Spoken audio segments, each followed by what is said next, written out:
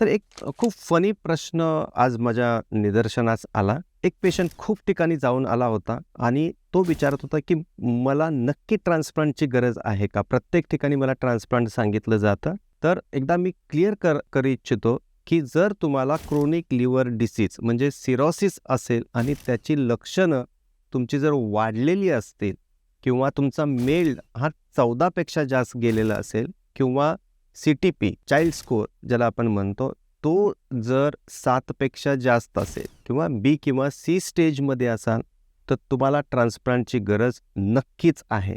आणि त्याच्याबरोबरच जर तुम्हाला वारंवार पोटात पाणी होत असेल, ते काढायची गरज पडत असेल, किडनीवरती सूज आलेली असेल, मेंदूवरती सूज आलेली असेल, फुफ्सामध्ये पाणी होत असेल, तर लवकर ट्रान्सप्लांट करणं हेही तितकंच गरजेचं आहे.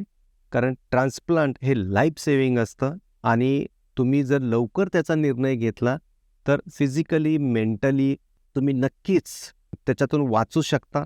फायनान्शियलीही तेवढाच बर्डन जेवढं तुम्ही जास्त वेट करता तेवढा जास्त येतो. तर असं कन्फ्युजन तुमच्या मनामध्ये ठेवू नका आणि खूप ठिकाणी जाण्यामध्ये जो वेळ जातो तो तुम्ही कमी करा. लवकर ट्रान्सप्लांटचा निर्णय घ्या.